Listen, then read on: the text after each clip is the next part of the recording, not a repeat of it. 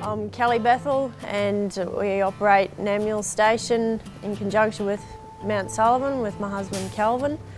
We're halfway between Cairns and Corumba, 10 k's northwest of Georgetown.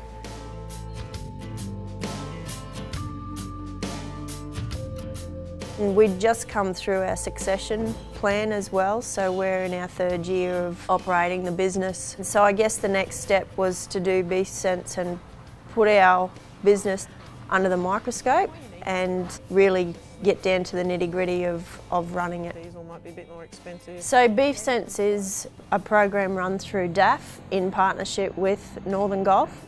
My part in the project is to assist producers to, I guess, better understand their businesses. I think the important thing with Beef Sense over time is that we concentrate on 4 pillars, looking at the land condition, the herd and the herd performance, the business and the people side of things. For many businesses, you just try and encourage change where change is needed.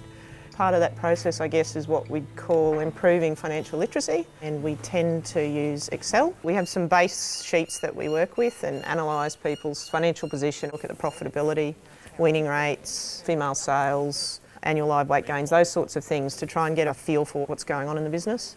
Then there's always opportunities as people say, okay, we want to change this in the business. What would that look like? So it's what you would call scenario testing and plug those in and try and really just run the maths on it. So it's what you would have once referred to as doing the back of the envelope type figures. We just use an Excel sheet to do the same. We could take that spreadsheet to the bank, to our accountants and say, look, this is what we expect to happen. It's a very powerful tool.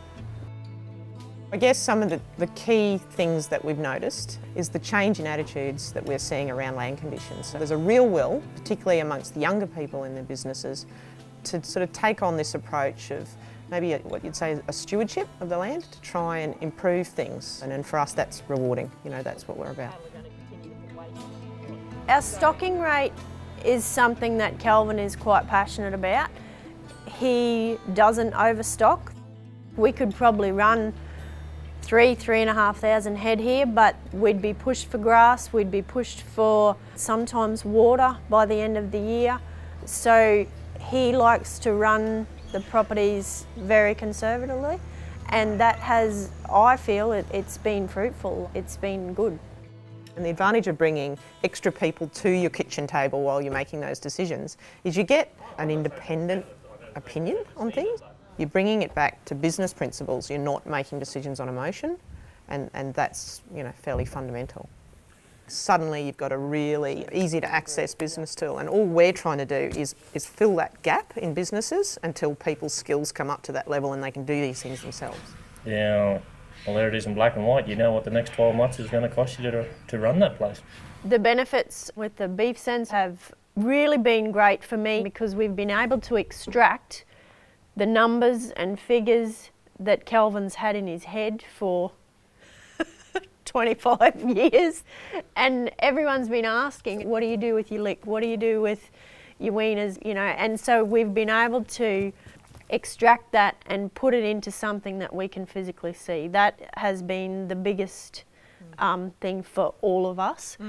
So yeah, I probably feel more significant in the operation. Having Kelvin involved in it all has made him, really think about what it takes to do all those scenarios. And I think over time, my hope with a project like Beef Sense is you get people build that team approach, but also the positivity around floating new ideas and having the confidence to try different things on the screen before you try them in the paddock.